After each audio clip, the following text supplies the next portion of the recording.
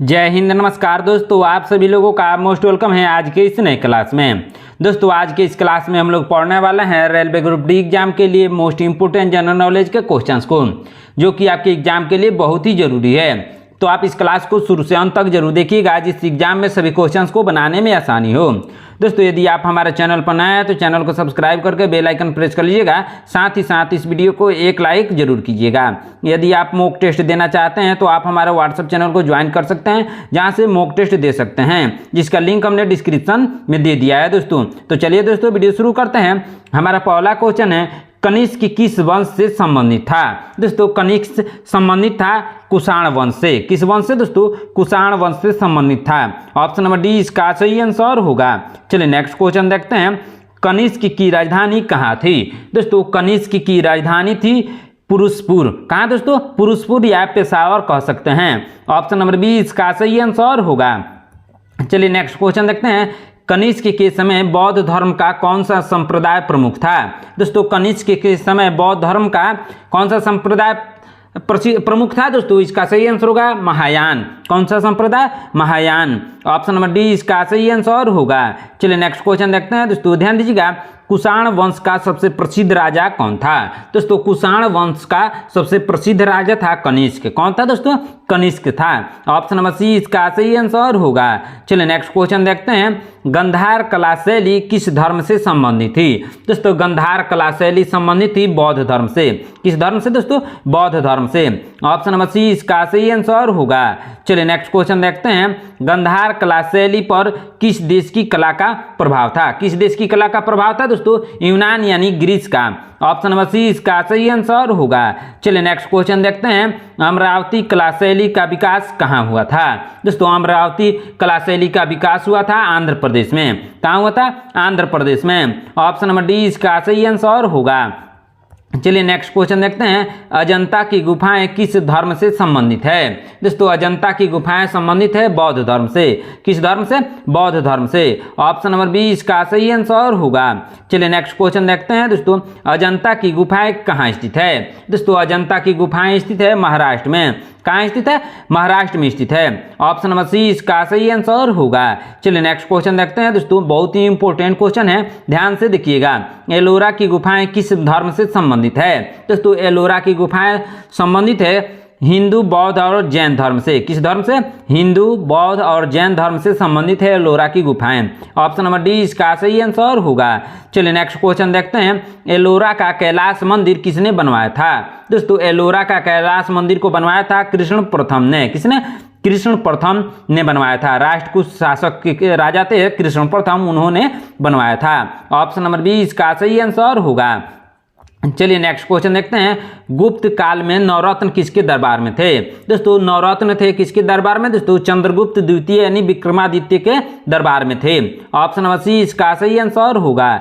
चलिए next question देखते हैं, विक्रम संवत की शुरुआत किसने की थी? दोस्तों विक्रम संवत की शुरुआत की थी चंद्रगुप्त द्वितीय ने यानी विक्रमादित्य ने। ऑप्शन नंबर बी इसका सही आंसर होगा। चलिए नेक्स्ट क्वेश्चन देखते हैं, बहुत ही इंपॉर्टेंट क्वेश्चन है, शक संवत की शुरुआत किसने की थी? दोस्तों शक संवत की शुरुआत की थी कनिष्क ने। किसने? कनिष्क ने। ऑप्शन नंबर बी इसका सही आंसर होगा। चलिए नेक्स्ट क्वेश्चन देखते हैं, पंचतंत्र के लेखक कौन थे? दोस्तों पंचतंत्र के लेखक थे विष्णु शर्मा। कौन थे? Vishnu Sharma. Option number C इसका सही आंसर होगा। चलिए नेक्स्ट क्वेश्चन देखते हैं, मेघदूत किसने लिखा था? दोस्तों मेघदूत को लिखा था कालिदास ने। किसने? कालिदास ने। ऑप्शन नंबर सी इसका सही आंसर होगा। चलिए नेक्स्ट क्वेश्चन देखते हैं, कालिदास किस काल के कवि थे? दोस्तों कालिदास गुप्त काल के कवि थे। किस काल के दोस्तों? गुप्त काल के कवि थे। ऑप्शन नंबर बी इसका सही आंसर होगा। चलिए नेक्स्ट क्वेश्चन देखते हैं दोस्तों, बुद्ध के जीवन पर आधारित पहला ग्रंथ कौन सा था? दोस्तों बुद्ध के जीवन पर आधारित पहला ग्रंथ था बुद्ध चरित। कौन था दोस्तों? बुद्ध चरित था। ऑप्शन नंबर डी इसका सही आंसर होगा। चलिए नेक्स्ट क्वेश्चन देखते हैं, बुद्ध चरित के लेखक कौन थे? दोस्तों बुद्ध चरित के लेखक थे अश्वघोष। कौन थे दोस्तों? अश्वघोष ने बुद्ध चरित को लिखा था। ऑप्शन नंबर बी इसका सही आंसर होगा। चलिए नेक्स्ट क्वेश्चन देखते हैं, पतंजलि किस ग्रंथ के प्रसिद्ध थे? किस ग्रंथ के लिए प्रसिद्ध थे दोस्तों पतंजलि? इसका सही आंसर होगा महाभाष्य के लिए प्रसिद्ध थे। किसके लिए? महाभाष्य के लिए। ऑप्शन नंबर सी इसका सही आंसर होगा। चलिए नेक्स्ट क्वेश्चन देखते हैं दोस्तों, चाणक्य का दूसरा नाम क्या था? दोस्तों चाणक्य का दूसरा नाम था ए और बी दोनों, यानी कि कौटिल्य और विष्णुगुप्त दोनों ही नाम चाणक्य का था। क्या होगा दोस्तों इसका सही आंसर? ऑप्शन नंबर सी। चलिए नेक्स्ट क्वेश्चन देखते हैं दोस्तों, ध्यान दीजिएगा। अर्थशास्त्र के रचयिता कौन थे? दोस्तों अर्थशास्त्र के रचयिता थे कौटिल्य, यानी चाणक्य। कौन थे? चाणक्य थे। ऑप्शन नंबर बी इसका सही आंसर होगा। चलिए नेक्स्ट क्वेश्चन देखते हैं दोस्तों, वराहमिहिर किस क्षेत्र से संबंधित थे? दोस्तों वराहमिहिर संबंधित थे ज्योतिष और खगोल से। किससे दोस्तों? ज्योतिष और खगोल से संबंधित थे। ऑप्शन नंबर सी इसका सही आंसर होगा। चलिए नेक्स्ट क्वेश्चन देखते हैं, वराहमिहिर की प्रसिद्ध पुस्तक कौन सी है? दोस्तों वराहमिहिर की प्रसिद्ध पुस्तक है बृहत संहिता। कौन है दोस्तों? बृहत संहिता। ऑप्शन नंबर बी इसका सही आंसर होगा। चलिए नेक्स्ट क्वेश्चन देखते हैं, आर्यभट्टीय ग्रंथ के लेखक कौन है? दोस्तों आर्यभट्टीय ग्रंथ के लेखक है आर्यभट्ट। कौन है दोस्तों? आर्यभट्ट हैं। ऑप्शन नंबर सी इसका सही आंसर होगा। चलिए नेक्स्ट क्वेश्चन देखते हैं, शून्य की अवधारणा सबसे पहले किसने दी? दोस्तों शून्य की अवधारणा सबसे पहले ब्रह्मगुप्त ने दी। किसने दी दोस्तों? ब्रह्मगुप्त ने। ऑप्शन नंबर बी इसका सही आंसर होगा। चलिए नेक्स्ट क्वेश्चन देखते हैं दोस्तों, ध्यान दीजिएगा, बहुत ही इंपॉर्टेंट क्वेश्चन है। दशमलव प्रणाली का श्रेय किसे जाता है? दोस्तों दशमलव प्रणाली का श्रेय जाता है आर्यभट्ट को। किसको जाता है दोस्तों? आर्यभट्ट को जाता है। ऑप्शन नंबर सी इसका सही आंसर होगा। चलिए नेक्स्ट क्वेश्चन देखते हैं दोस्तों, नागार्जुन किस विषय के विद्वान थे? दोस्तों नागार्जुन विद्वान थे रसायन विज्ञान के। किसके दोस्तों? रसायन विज्ञान के विद्वान थे नागार्जुन। ऑप्शन नंबर डी इसका सही आंसर होगा। चलिए नेक्स्ट क्वेश्चन देखते हैं, आर्यभट्ट ने पृथ्वी के बारे में क्या कहा था? दोस्तों आर्यभट्ट ने पृथ्वी के बारे में बताया था यह गोल है और घूमती है। क्या बताया था? यह गोल है और घूमती है। ऑप्शन नंबर बी इसका सही आंसर होगा। चलिए नेक्स्ट क्वेश्चन देखते हैं, जातक कथाएं किस धर्म से संबंधित है? दोस्तों जातक कथाएं संबंधित है बौद्ध धर्म से। किस धर्म से दोस्तों? बौद्ध धर्म से संबंधित है। ऑप्शन नंबर बी इसका सही आंसर होगा। चलिए नेक्स्ट क्वेश्चन देखते हैं, जातक कथाएं किस भाषा में लिखी गई है? दोस्तों जातक कथाएं लिखी गई है पाली भाषा में। किस भाषा में दोस्तों? पाली भाषा में लिखी गई है। ऑप्शन नंबर सी इसका सही आंसर होगा। चलिए नेक्स्ट क्वेश्चन देखते हैं, बहुत ही इंपॉर्टेंट क्वेश्चन है दोस्तों, ध्यान से जरूर देखिएगा। बौद्ध संघ की सदस्यता न्यूनतम किस आयु में मिलती थी? दोस्तों बौद्ध संघ की सदस्यता मिलती थी 20 वर्ष की आयु में। किस वर्ष की आयु में दोस्तों? 20 वर्ष की आयु में। ऑप्शन नंबर बी इसका सही आंसर होगा। चलिए नेक्स्ट क्वेश्चन देखते हैं दोस्तों, ध्यान दीजिएगा, बहुत ही इंपॉर्टेंट क्वेश्चन है, ध्यान से जरूर देखिएगा। त्रिरत्न बौद्ध धर्म के किस अंग को दर्शाते हैं? दोस्तों त्रिरत्न दर्शाते हैं बुद्ध, धम्म और संघ को। किसको? बुद्ध, धम्म और संघ को दर्शाते हैं। ऑप्शन नंबर बी इसका सही आंसर होगा। चलिए नेक्स्ट क्वेश्चन देखते हैं, जैन धर्म में अहिंसा का महत्व किस तीर्थकर ने दिया था? दोस्तों जैन धर्म में अहिंसा का महत्व दिया था किस तीर्थकर ने? दोस्तों पार्श्वनाथ ने। किसने? पार्श्वनाथ ने दिया था। ऑप्शन नंबर सी इसका सही आंसर होगा। चलिए नेक्स्ट क्वेश्चन देखते हैं दोस्तों, ध्यान दीजिएगा, जैन धर्म की दो प्रमुख शाखाएं कौन सी है? दोस्तों जैन धर्म की दो प्रमुख शाखाएं हैं श्वेतांबर और दिगंबर। कौन है? श्वेतांबर और दिगंबर है। ऑप्शन नंबर बी इसका सही आंसर होगा। चलिए नेक्स्ट क्वेश्चन देखते हैं, बौद्ध धर्म का प्रतीक चिन्ह क्या कहलाता है? दोस्तों बौद्ध धर्म का प्रतीक चिन्ह कहलाता है धर्म चक्र। क्या कहलाता है? धर्म चक्र। ऑप्शन नंबर डी इसका सही आंसर होगा। चलिए नेक्स्ट क्वेश्चन देखते हैं, क्या है क्वेश्चन दोस्तों, सारनाथ का स्तूप किससे संबंधित है? दोस्तों सारनाथ का स्तूप संबंधित है बुद्ध का उपदेश से। किससे? बुद्ध का उपदेश से संबंधित है। ऑप्शन नंबर सी इसका सही आंसर होगा। चलिए नेक्स्ट क्वेश्चन देखते हैं, महापरिनिर्वाण का अर्थ क्या है? दोस्तों महापरिनिर्वाण का अर्थ है मृत्यु। क्या अर्थ है दोस्तों? मृत्यु है। ऑप्शन नंबर बी इसका सही आंसर होगा। चलिए नेक्स्ट क्वेश्चन देखते हैं, बौद्ध धर्म का प्रतीक पशु कौन सा है? दोस्तों बौद्ध धर्म का प्रतीक पशु है सिंह यानी शेर। क्या है दोस्तों? सिंह यानी शेर है। ऑप्शन नंबर सी इसका सही आंसर होगा। चलिए नेक्स्ट क्वेश्चन देखते हैं, बौद्ध धर्म का प्रतीक वृक्ष कौन सा है? दोस्तों बौद्ध धर्म का प्रतीक वृक्ष है पीपल। कौन सा वृक्ष है दोस्तों? पीपल। ऑप्शन नंबर बी इसका सही आंसर होगा। दोस्तों यदि आप हमारे चैनल पर नए हैं तो चैनल को सब्सक्राइब करके बेल आइकन प्रेस कर लीजिएगा, साथ ही साथ इस वीडियो को एक लाइक जरूर कीजिएगा। दोस्तों आज का क्लास बहुत ही इंपॉर्टेंट है, इसलिए ध्यान से जरूर देखिएगा, और जिस क्वेश्चन का आंसर आपको मालूम है उसका आंसर आप लोग कमेंट बॉक्स में जरूर दीजिएगा। चलिए नेक्स्ट क्वेश्चन देखते हैं दोस्तों, बोध गया किस नदी के तट पर स्थित है? दोस्तों बोध गया स्थित है निरंजना यानी फाल्गु नदी के तट पर। किस नदी के तट पर दोस्तों? निरंजना यानी फाल्गु नदी के तट पर। ऑप्शन नंबर बी इसका सही आंसर होगा। चलिए नेक्स्ट क्वेश्चन देखते हैं। बौद्ध धर्म का प्रसार किस शासक ने विदेशों में किया? दोस्तों बौद्ध धर्म का प्रसार किया था अशोक ने। किसने दोस्तों? अशोक ने विदेशों में किया था बौद्ध धर्म का प्रसार। ऑप्शन नंबर बी इसका सही आंसर होगा। चलिए नेक्स्ट क्वेश्चन देखते हैं। अशोक ने धर्म प्रचार के लिए किसे भेजा था? दोस्तों अशोक ने धर्म प्रचार के लिए भेजा था ए और बी दोनों को। किसको भेजा था? ए और बी दोनों को। अपने पुत्र महेंद्र को, अपनी पुत्री संघमित्रा को। किसको भेजा था? अपने पुत्र और पुत्री को भेजा था विदेश में बौद्ध धर्म के प्रचार के लिए। ऑप्शन नंबर सी इसका सही आंसर होगा। चलिए नेक्स्ट क्वेश्चन देखते हैं। महेंद्र और संघमित्रा को किस देश में भेजा गया था? दोस्तों महेंद्र और संघमित्रा को भेजा गया था श्रीलंका में। किस देश में? श्रीलंका में। ऑप्शन नंबर सी इसका सही आंसर होगा। चलिए नेक्स्ट क्वेश्चन देखते हैं। किसने बौद्ध धर्म का प्रचार चीन में किया? दोस्तों बौद्ध धर्म का प्रचार चीन में किया था कुमार जीव ने। किसने? कुमार जीव ने। ऑप्शन नंबर डी इसका सही आंसर होगा। चलिए नेक्स्ट क्वेश्चन देखते हैं। धम्म शब्द का अर्थ क्या है? दोस्तों धम्म शब्द का अर्थ है धर्म। क्या है दोस्तों? धर्म है। ऑप्शन नंबर बी इसका सही आंसर होगा। चलिए नेक्स्ट क्वेश्चन देखते हैं। बौद्ध संघ की पहली महिला सदस्य कौन थी? दोस्तों बौद्ध संघ की पहली महिला सदस्य थी महाप्रजापति गौतमी। कौन थी? महाप्रजापति गौतमी यानी बुद्ध की मौसी। कौन थी दोस्तों? बुद्ध की मौसी। ऑप्शन नंबर बी इसका सही आंसर होगा।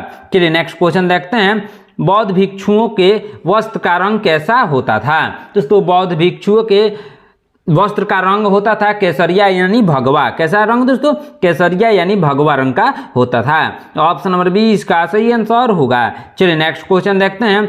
बौद्ध धर्म का मुख्य उद्देश्य क्या है? दोस्तों बौद्ध धर्म का मुख्य उद्देश्य निर्वाण प्राप्त करना। क्या? निर्वाण प्राप्त करना। ऑप्शन नंबर सी इसका सही आंसर होगा। चलिए नेक्स्ट क्वेश्चन देखते हैं। 4 आर्य सत्य किससे संबंधित है? दोस्तों 4 आर्य सत्य संबंधित है किससे दोस्तों? बौद्ध धर्म से। किसे?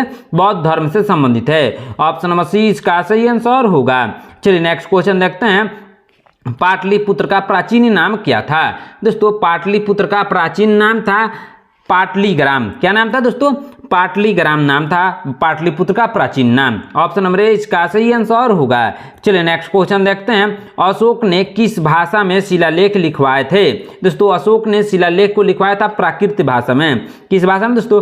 प्राकृत भाषा में। ऑप्शन नंबर सी इसका सही आंसर होगा। चलिए नेक्स्ट क्वेश्चन देखते हैं दोस्तों। अशोक के अभिलेखों को सर्वप्रथम किसने पढ़ा?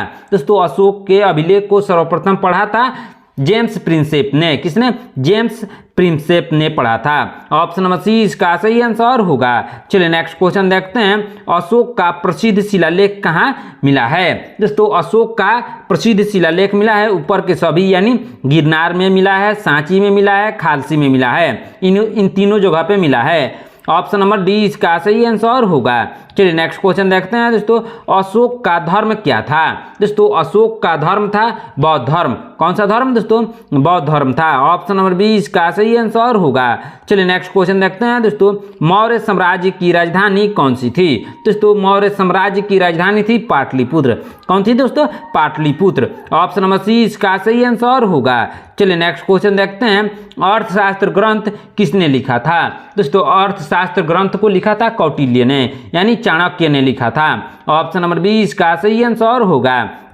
चलिए नेक्स्ट क्वेश्चन देखते हैं। मौर्य काल में विदेशी यात्रियों में सबसे प्रसिद्ध कौन सा था? दोस्तों मौर्य काल में विदेशी यात्रियों में सबसे प्रसिद्ध था मेगास्थनीज। कौन था दोस्तों? मेगास्थनीज। ऑप्शन नंबर सी इसका सही आंसर होगा। चलिए नेक्स्ट क्वेश्चन देखते हैं दोस्तों। ध्यान दीजिएगा बहुत ही इंपॉर्टेंट क्वेश्चन है। मेगास्थनीज की पुस्तक का क्या नाम था? देखो दोस्तों मेगास्थनीज की पुस्तक का नाम था इंडिका। क्या नाम था दोस्तों? इंडिका नाम था। ऑप्शन नंबर बी इसका सही आंसर होगा। चलिए नेक्स्ट क्वेश्चन देखते हैं दोस्तों। ध्यान से देखिएगा बहुत ही इंपॉर्टेंट क्वेश्चन है। अशोक के पश्चात मौर्य वंश का अंतिम शासक कौन था? दोस्तों अशोक के पश्चात मौर्य वंश का अंतिम शासक था कौन दोस्तों? बृहद्रथ। कौन था? बृहद्रथ था। ऑप्शन नंबर ए इसका सही आंसर होगा। चलिए नेक्स्ट क्वेश्चन देखते हैं दोस्तों। बृहद्रथ की हत्या किसने की थी? दोस्तों बृहद्रथ की हत्या की थी पुष्यमित्र शुंग ने। किसने? पुष्यमित्र शुंग ने की थी। ऑप्शन नंबर सी इसका सही आंसर होगा। चलिए नेक्स्ट क्वेश्चन देखते हैं, पुष्यमित्र शुंग किस धर्म का अनुयायी था? दोस्तों पुष्यमित्र शुंग अनुयायी था ब्राह्मण धर्म यानी हिंदू धर्म का। ऑप्शन नंबर सी इसका सही आंसर होगा। चलिए नेक्स्ट क्वेश्चन देखते हैं, शुंग वंश के बाद कौन सा वंश आया? दोस्तों शुंग वंश के बाद कौरव वंश आया। कौन सा वंश दोस्तों? कौन सा वंश? कौरव वंश आया। ऑप्शन नंबर सी इसका सही आंसर होगा। चलिए नेक्स्ट क्वेश्चन देखते हैं, सातवाहन वंश की राजधानी कहाँ थी? दोस्तों सातवाहन वंश की राजधानी थी प्रतिष्ठान। कहाँ थी दोस्तों? प्रतिष्ठान। ऑप्शन नंबर बी इसका सही आंसर होगा।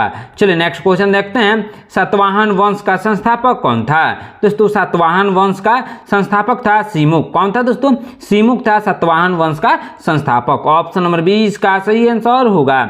चलिए नेक्स्ट क्वेश्चन देखते हैं, गौतमी सातकर्णी ने किससे युद्ध किया था? दोस्तों गौतमी पुत्र सातकर्णी ने युद्ध किया था किससे दोस्तों? शक से। किससे? शक से। ऑप्शन नंबर बी इसका सही आंसर होगा। दोस्तों जिस क्वेश्चन का आंसर आपको मालूम है आप लोग कमेंट बॉक्स में जरूर बताते रहिएगा, जिससे आपके क्वेश्चन का रिवीजन भी होता रहेगा। चलिए नेक्स्ट क्वेश्चन देखते हैं दोस्तों, ध्यान दीजिएगा, कुषाण वंश का महानतम शासक कौन था? दोस्तों कुषाण वंश का महानतम शासक था कनिष्क। कौन था दोस्तों? कनिष्क था। ऑप्शन नंबर सी इसका सही आंसर होगा। चलिए नेक्स्ट क्वेश्चन देखते हैं, बहुत ही इंपॉर्टेंट क्वेश्चन है, कनिष्क ने कौन सा धर्म अपनाया था? दोस्तों कनिष्क ने बौद्ध धर्म को अपनाया था। कौन सा धर्म अपनाया था दोस्तों? बौद्ध धर्म को अपनाया था। ऑप्शन नंबर सी इसका सही आंसर होगा। चलिए नेक्स्ट क्वेश्चन देखते हैं, कनिष्क ने अपनी राजधानी कहाँ बनाई थी? दोस्तों कनिष्क ने अपनी राजधानी बनाई थी कहाँ दोस्तों? पुरुषपुर यानी पेशावर में। कहाँ? पुरुषपुर यानी पेशावर में बनाई थी। ऑप्शन नंबर बी इसका सही आंसर होगा। चलिए नेक्स्ट क्वेश्चन देखते हैं, कनिष्क के शासनकाल में कौन सी बौद्ध संगीति आयोजित हुई थी? कौन सी बौद्ध संगीति आयोजित हुई थी दोस्तों? चतुर्थ बौद्ध संगीति आयोजित हुई थी। ऑप्शन नंबर डी इसका सही आंसर होगा। चलिए नेक्स्ट क्वेश्चन देखते हैं, क्या क्वेश्चन, चौथी बौद्ध संगीति कहाँ हुई थी? दोस्तों चौथी बौद्ध संगीति हुई थी कश्मीर में। कहाँ हुई थी दोस्तों? कश्मीर यानी कुंडलवन में। ऑप्शन नंबर डी इसका सही आंसर होगा। चलिए नेक्स्ट क्वेश्चन देखते हैं, गंधार कला शैली का विकास किसके काल में हुआ था? दोस्तों गंधार कला शैली का विकास हुआ था कनिष्क यानी कुषाण काल में। किस काल में दोस्तों? कुषाण काल में। ऑप्शन नंबर सी इसका सही आंसर होगा। चलिए नेक्स्ट क्वेश्चन देखते हैं, कुषाणों की मुद्रा पर किस देवता की मूर्ति अंकित होती थी? दोस्तों कुषाणों की मुद्रा पर किस देवता की मूर्ति अंकित होती थी दोस्तों? भगवान शिव की। किसकी दोस्तों? भगवान शिव की मूर्ति अंकित होती थी। ऑप्शन नंबर ए इसका सही आंसर होगा। चलिए नेक्स्ट क्वेश्चन देखते हैं, गंधार कला पर किस देश का प्रभाव था? दोस्तों गंधार कला पर प्रभाव था यूनान यानी ग्रीस का। किसका? यूनान यानी ग्रीस का प्रभाव था। ऑप्शन नंबर बी इसका सही आंसर होगा। दोस्तों आज का क्लास बहुत ही इंपॉर्टेंट है, इसलिए शुरू से अंत तक जरूर देखिएगा। यदि आपका भी एग्जाम है तो ध्यान से जरूर देखिएगा, और जिस क्वेश्चन का आंसर आपको मालूम है कमेंट बॉक्स में उसका आंसर बताते रहिएगा, जिससे आपका रिवीजन होता रहेगा। चलिए नेक्स्ट क्वेश्चन देखते हैं, क्या है क्वेश्चन, गुप्त वंश का संस्थापक कौन था? दोस्तों गुप्त वंश का संस्थापक था श्रीगुप्त। कौन था दोस्तों? श्रीगुप्त गुप्त वंश का संस्थापक था। ऑप्शन नंबर सी इसका सही आंसर होगा। चलिए नेक्स्ट क्वेश्चन देखते हैं, गुप्त काल को किस नाम से जाना जाता है? दोस्तों गुप्त काल को स्वर्ण युग के नाम से जाना जाता है। किस नाम से जाना जाता है दोस्तों? स्वर्ण युग के नाम से गुप्त काल को जाना जाता है। ऑप्शन नंबर सी इसका सही आंसर होगा। चलिए नेक्स्ट क्वेश्चन देखते हैं, चंद्रगुप्त प्रथम ने किससे विवाह किया था? दोस्तों चंद्रगुप्त प्रथम ने विवाह किया था कुमार देवी से। किसे दोस्तों? कुमार देवी यानी लिच्छवी की राजकुमारी थी, उन्हीं से शादी किया था चंद्रगुप्त प्रथम ने। ऑप्शन नंबर बी इसका सही आंसर होगा। चलिए नेक्स्ट क्वेश्चन देखते हैं, समुद्रगुप्त को किस उपाधि से जाना जाता था? दोस्तों समुद्रगुप्त को जाना जाता था भारतीय नेपोलियन की उपाधि से। किस उपाधि से? भारतीय नेपोलियन की उपाधि से जाना जाता था समुद्रगुप्त को। ऑप्शन नंबर बी इसका सही आंसर होगा। चलिए नेक्स्ट क्वेश्चन देखते हैं, समुद्रगुप्त का अभिलेख कहाँ मिला है? दोस्तों समुद्रगुप्त का अभिलेख मिला है कहाँ दोस्तों? प्रयाग में। कहाँ? प्रयाग यानी इलाहाबाद का स्तंभ लेख है दोस्तों, वहीं पे मिला है। ऑप्शन नंबर बी इसका सही आंसर होगा। चलिए नेक्स्ट क्वेश्चन देखते हैं, प्रयाग प्रशस्ति की रचना किसने की थी? दोस्तों प्रयाग प्रशस्ति की रचना हरिसेन ने की थी। किसने की थी दोस्तों? हरिसेन ने की थी। ऑप्शन नंबर बी इसका सही आंसर होगा। दोस्तों आज की क्लास में इतना ही। आपने इन 80 क्वेश्चन में से कितने क्वेश्चन का आंसर सही से दिया है कमेंट करके जरूर बताइएगा। दोस्तों यदि आप हमारे चैनल पर नए हैं तो चैनल को सब्सक्राइब करके बेल आइकन प्रेस कर लीजिएगा। साथ ही साथ इस वीडियो को एक लाइक जरूर कीजिएगा। यदि आप मॉक टेस्ट देना चाहते हैं तो आप हमारे व्हाट्सएप चैनल को ज्वाइन कर सकते हैं, जहाँ से मॉक टेस्ट दे सकते हैं, जिसका लिंक हमने डिस्क्रिप्शन में दे दिया है। दोस्तों आप वहाँ से आसानी से ज्वाइन कर सकते हैं। मिलते हैं नेक्स्ट क्लास में। धन्यवाद।